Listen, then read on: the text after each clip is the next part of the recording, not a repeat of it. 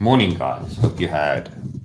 Let me bring the mic closer. Hope you had an awesome week. Whoa, look at that noise. My name is Rudo. I'm a full-time crypto trader, and this is the Trade for a Living podcast. So, what are we going to do is I'm going to just look at, a question or comment that I received, which is sometimes, it is the tricky thing in the market is, I'm looking for a lower low, but you're saying you're bullish right now, but you were looking for a lower low a little bit later on. What's the story? Getting conflicting information. And it's fair that things can sometimes be confusing. So what I'm going to do is looking at Bitcoin struggling on 15-minute time frames in critical support areas where I want to see breakouts and stuff like that. I'm going to take a step back. I'm going to do a multi-time frame analysis quickly for you guys so you can see why I'm looking at certain areas and certain targets and so forth. And then I'm going to go and I'm going to talk to you guys about the buddy indicator and everything that's there. So it's going to be about 7-8 minutes worth of stream. So if you're new to the channel, drop me a comment, say hi. If you've got a question, drop it in there. Hello, Yuto. Nice to have you back. Yes, buddy. Morning, Renee, as always. You're on fire as well, my friend. Let's go, and as always, if there's anything, let me know and we can always discuss and try and get that in there. So Peter is now pressing the same buttons I pressed. Peter. I don't know where the guy is. It's cold. I think it's cold. He's not focusing. There we go. Okay, let's do this.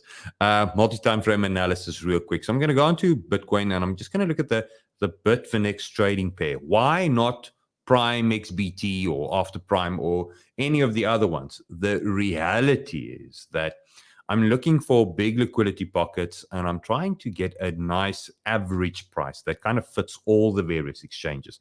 So that's why I always use Bitfinex for that reason. Okay, I don't trade on Bitfinex. So weekly time frame. The reason 58K is an important thing for me, or an important level, and I'm going to delete these lines so we can look at them again, is simple. Take away the RSI real quick. Look at what we have to work with. Technical analysis is the art of looking into the past to try and see what the future is going to do. That's what technical analysis is. So if I'm looking at the past and I'm looking at where we had really good support and resistance levels, there was a massive resistance there for Bitcoin in our previous bull cycle high, okay? And there we had good support for price in our previous bull market to try and get another high. And in essence, if I try and fine tune that, when that was lost, shit really became bearish, because then you had the scenario where the alts were down 40-50%, and then they went down to 99-98% within this pullback. So this is the bear market pullback. For BTC, it doesn't look as crazy, but that's where your alt basically got hammered. Okay. So now that we've got these important levels marked out, we also can have a look at that range and say to ourselves, if that is the case and the price gets trapped within the range, statistically, the midpoint, the 50% line, would be the area where price is going to revolve around, and you can see how it's doing that. So in looking at the past, we have a really good idea how price will function into the future as well, because this is nothing other than a diary of and I'm saying everybody trading or holding Bitcoins and acting on price. It's nothing but a diary of their collective opinion of what price is. Okay. Does that make sense? Let me know. John Snow, hello. And anybody else. There's about 108 people joining in live at the moment. Say hi. It doesn't make sense. Let's see if I can get 108 triple nines if you agree with what I'm saying at this stage. Okay. 108 triple nine comments. Come on. Okay, so now then at least I'm not feeling lonely. Okay, so let's move on, because Peter doesn't talk much. He's a really quiet guy there. I always have to drag information out of him. He never wants to talk to me. So there. Uncle Mornay, that's a new one. Hello, buddy. Okay, so let's then move on and have a look at where we are now. So 58K in the past has been a significant number. So not all 58Ks are created equal. Here's resistance. Now we're trying to see if it could potentially be support. And the market rightfully now so is chopping around this 58K horrendously, doesn't really want to do anything. Okay, so let's zoom in and let's go on to the daily time frame now, because we know there's a significance of the 58K. And where we're at now is we're right there. The daily is struggling to reclaim this. Now, the beginning of the week when we fell through this, I said to you guys, hey, you need to take it level by level. But the reality is, if this ends up being resistance, price is going to want to go to these areas here. We don't know if it's going to be resistance just yet. It's currently doing the fight. The war is currently in effect. See, there's a lot of 999s coming. Thanks, guys, and those that I don't feel alone. Okay, so that is the reality here. That's what we're dealing with. Okay, so then half levels can also be quarter levels, which means 52 could really be good areas where price could find support. That's the reason why I gave on the main YouTube stream for the hodlers the 51, 52K buy zone, saying that that would be the first real opportunity for spot to have a good grab and to see if we can get above that. So we're still in that to find out whether the daily buy is going to move on.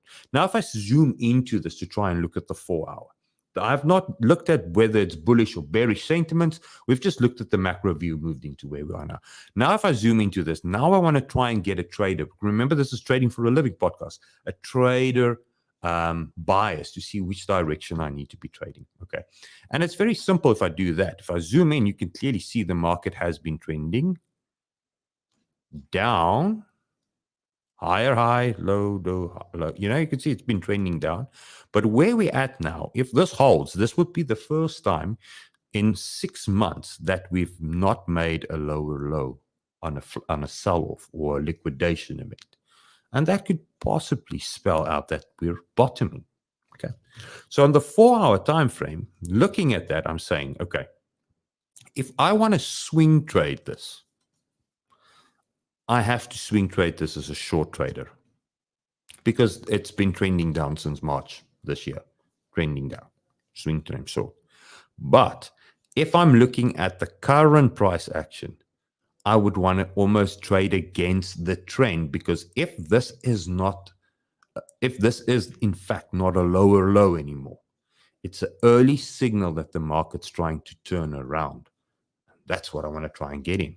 And for that reason, I'm looking at critical areas where support should be held again if price goes and tests that. So the 4 hour scenario, I'm looking at a 54K as a buy zone for the 4 hour, meaning that in a 15-minute, I can scalp long and go crazy. But I would imagine the fact that we had these big candles, these big massive liquidation events or sell-off events, prices want to going to go and test this area at minimum to try and reclaim that. And that's why the 4 hour is marked around that area.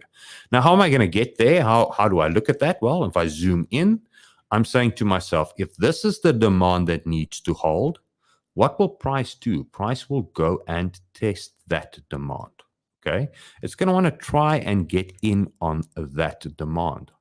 Why? Well, it always does that. Here's the last time we had crazy demand, and what did price do?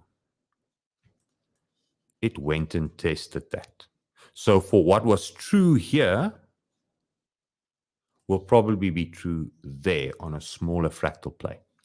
And then this means that if I want to zoom in a little bit further, I'm looking at this from a 15-minute point of view, and I'm saying to myself, okay, there's the potential to be bearish, but we have not broken any trends yet. So I would be doing myself a disjustice or injustice, excuse my bad English, if I want to try and short this just blindly, because this can happen there. It doesn't need to happen here. Okay.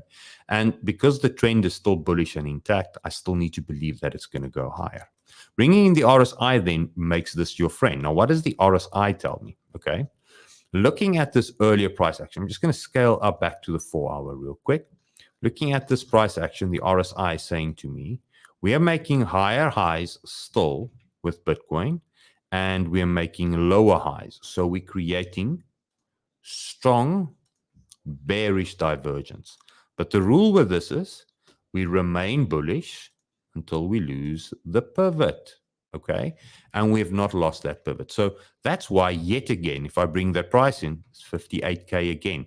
This 58K is a stubborn bugger where we are in price, because at the moment, you want it to stay above it. So you need to buy 58K as support. And sometimes it loses it, like it did yesterday, okay? Then you get this shakeout event. So I'm going to zoom in.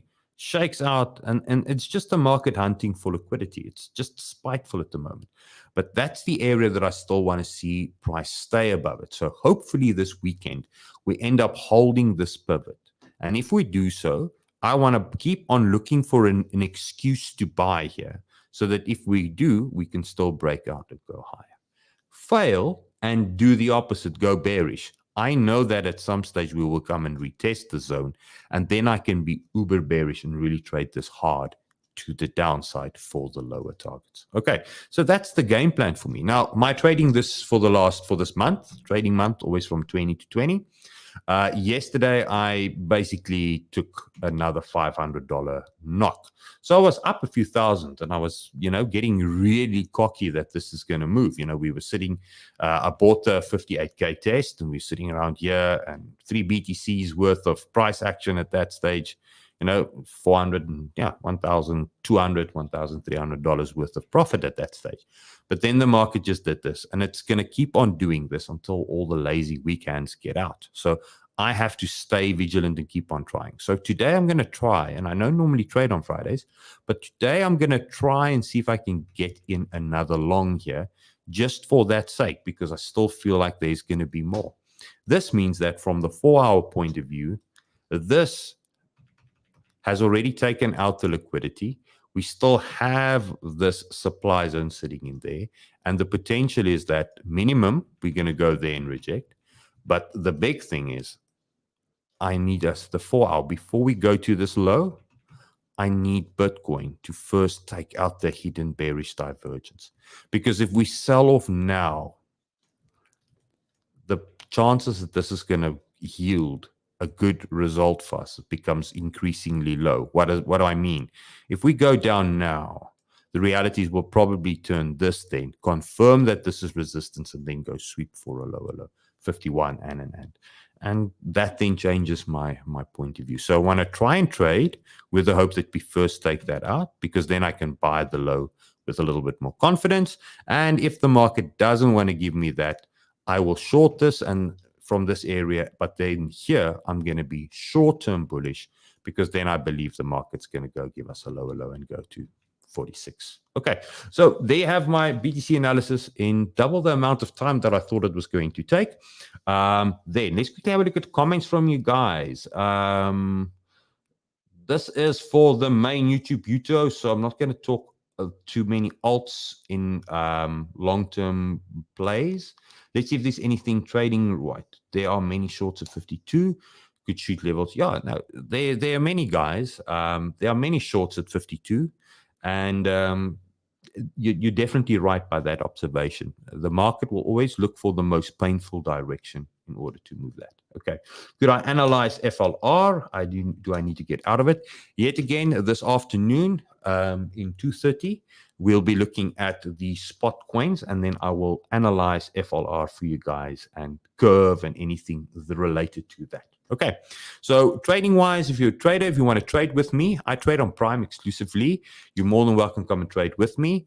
In addition to that, if you get your own Prime account, you can get 20% deposit bonus. And in addition to this, if you head over to the Discord, if it wants to load, it seems like it's a little tardy today. There we go. You go to the navigation channel, and you can use that to get access to the buddy indicator as well. Now, let's quickly have a look at the buddy indicator. 4-hour analysis. I'm just going to switch on the buddy real quick. There's the buddy. No, not this is the script. Sorry, guys, I've got the wrong one. Let's just go to this chart. It's going to make it easier. There's the buddy. Switching on the buddy. So on the 4-hour, yesterday, the buddy gave you an S2 buy zone. Okay, buy zone. Stop there. And when it prints the S2, that's TP1 and TP2. So price is not at TP2 just yet. So that long is still there. In addition to this, it also gave you a short scenario where the argument would be below support. that one failed, and another short failed. So frustrating as it is, trading can sometimes get choppy, and it's a really frustrating thing. So how does the buddy indicator work? Well, I've got a few strategies built into this, about 6 strategies. The DCA guide and a few others I'm still developing as the updates are coming through. And basically, it scans the market, colors the candles in. Whether we're trending bullish, it's dark blue. When it's choppy, it's a light blue, or choppy bullish or choppy bearish, it's orange. So it gives you these colors so you can have an idea of the kind of market environment we're finding ourselves in. And we're in a situation where this is choppy, and choppy with potentially still bullish. So you have everything that the indicator does. It also gives you short scalp signals and so forth. So there's a whole lot of value to that indicator. And you can use that to simplify trading for you guys should you want to. And if you open your Prime account, deposit a few $100s in there, I can actually give you access to the buddy indicator as well. Okay. You can head over to my Twitter page. Simple as that. Go to the profile, and just, if you've done all those things, just reply to this tweet. This one. Just reply to this one with your TradingView username, and I can hook you up with the indicator. Simple as that. And that's it. So that's basically everything that I want to share with you guys. Last little thing, if you want my trading list, I've posted it in for you in the comment section. And that's all the trading pairs I look at when I trade Prime. There you have it. What's your percentage on each TP for the buddy indicator? Okay, so this is a really good question, Vitaly. And for you guys, just to quickly talk risk management. Risk management is key, guys. So the way that I look at anything is I say to myself, a strategy gives me an excuse to buy or sell, okay? And if I have an excuse to buy, somewhere I need to have an invalidation, and I need to have a take profit.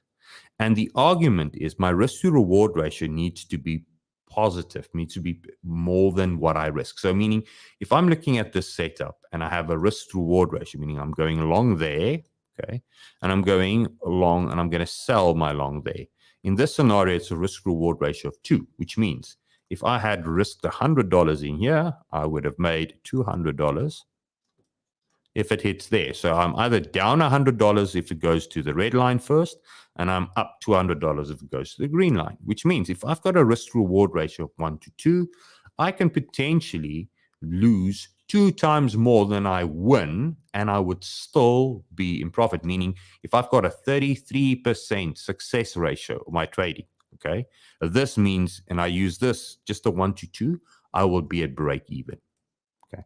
The buddy indicator gives you a 65% success ratio on all the strategies combined, which means if you use a simple ratio like this, you're good. Now, to get to the point, how much do you risk?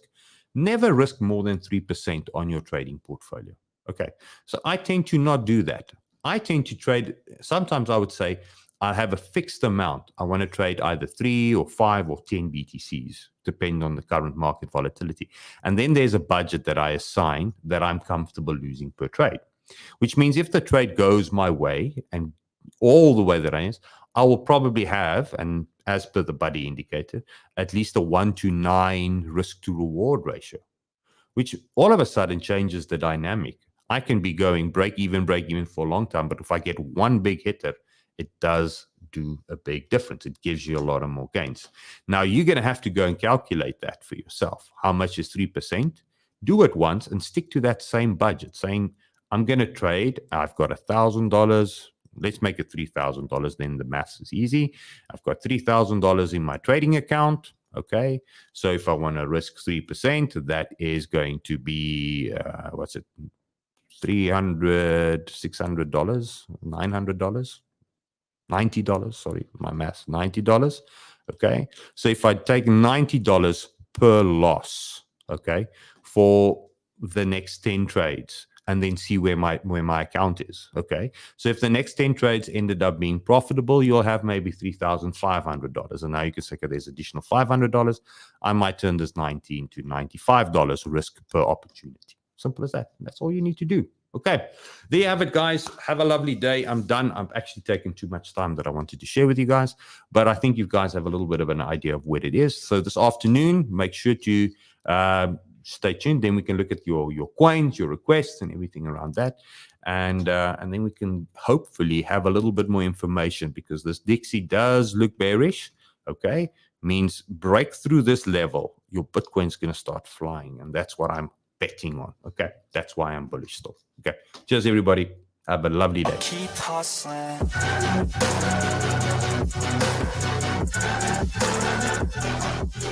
Subscribe now.